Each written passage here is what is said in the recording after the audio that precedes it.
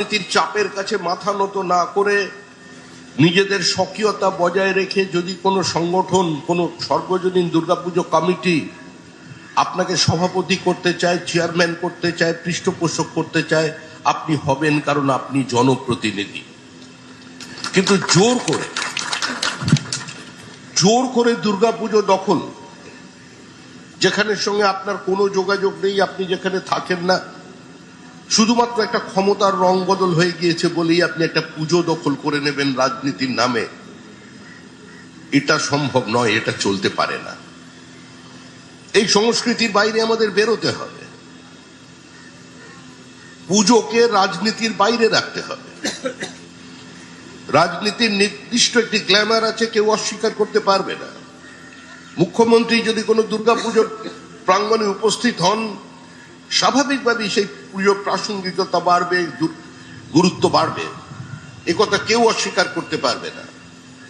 কিন্তু যদি মুখ্যমন্ত্রী নাও আসেন, মন্ত্রী নাও আসেন, সাংসদ বিধায়করা নাও আসেন, নেতারা যদি নাও আসেন, তারপরেও দুর্গাপূজা চলবে। চলবে মানুষের ভক্তি নিয়ে, মানুষের বিশ্বাস নিয়ে, মানুষের আবেগ নিয়ে। সমাজের সর্বস্তরে, সমাজের সমস্ত পদক্ষেপে, সমাজের প্রত্যেকটি আঙ্গিকে যদি রাজনীতির অনুপ্রবেশ হয়, তাহলে আমাদের পশ্চিমবঙ্গ যে সর্বনাশের পথে আমরা গেছি, আজকে সেই সর্বনাশের পথে আমরা চলে যাব। আমি আপনাদের, যদিও এটা পুজোর প্যান্ডেল, আমি কোনো রাজনৈতিক বক্তব্য এখানে রাখবো না। আমি শুধু আপনাদের ভাবতে বলছি, পেছনে মাস্টারমশাইরা আছেন তাদেরও ভাবতে বলছি, মহারাজকেও বলছি। এই যে সামনে ক্যামেরা নিয়ে বুম হাতে দাঁড়িয়েছে সাংবাদিকরা, আপনারা সারা ভারতবর্ষে যখন নির্বাচনের ফল ঘোষণা হয়, যখন ভোট গণনা চলছে, কেউ আগে যায়, কেউ পিছিয়ে থাকে, এগুলো পেছনে চলতে থাকে, নেল বাইটিং ফিলিংস। কারণ আমরা তো মাল্টি পার্টি ডেমোক্রেসিতে অংশগ্রহণ করেছি, আমাদের ভোট অন্য।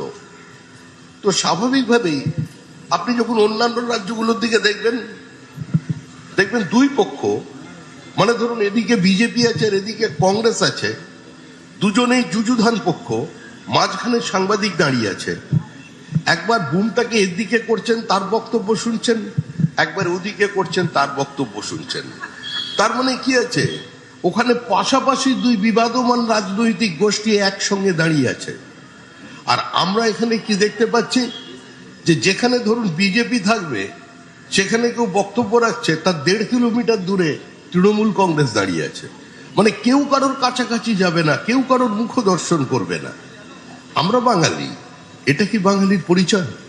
চিত্তরঞ্জন পার্কে দিল্লি নির্বাচনের সময় গেলাম, চিত্তরঞ্জন পার্কে গিয়ে দেখি একটাই বেঞ্চ, 3টে চেয়ার, আপ, কংগ্রেস আর বিজেপি বসে আছে, নিজেদের মধ্যে খাওয়া দাওয়া চলছে। কে বলে একজনের সঙ্গে একজনের প্রবল ঝগড়া। আমি একটু পাশ থেকে শুনলাম, ঝগড়ার কারণ কি, রাজনীতির কারণ? বলছে না, ও বলছে তোর বউ রান্না করতে জানে না, তুই এটা স্বীকার কর, সালা নুনটা বেশি দিয়ে পাঠিয়েছে। কি সুন্দর সম্পর্ক 3টে রাজনৈতিক দলের। আর আমাদের পুজো নিয়েও পর্যন্ত দখলদারি চলেছে, আমরা পুজোকেও বাদ দিচ্ছে না। আমি একই সঙ্গে কলকাতাবাসীকে এটা মনে করিয়ে দিতে চাই যে এবার নির্বিঘ্নে কিন্তু গোটা পশ্চিমবঙ্গের পুজো হবে। কারণ পশ্চিমবঙ্গে চূড়ান্ত র্যাডিক্যালাইজেশন তৈরি হয়েছে, কিছু কিছু জেলায় কার্যত মনে হচ্ছে বাংলাদেশ হয়ে গেছে। বাংলাদেশে দুর্গাপূজা হচ্ছে, দুর্গাপূজার হাত ভেঙে দেওয়া হচ্ছে, দুর্গা প্রতিমা ঘট তুলে নিয়ে যাওয়া হচ্ছে। দেবী দুর্গার উদ্দেশ্যে যে সমস্ত গান আছে সেখানে বাজানোর পরে কিছুটা বন্ধ করে সেখানে ডিজে বাজিয়ে দেওয়া হচ্ছে, ডিজে, অর্থাৎ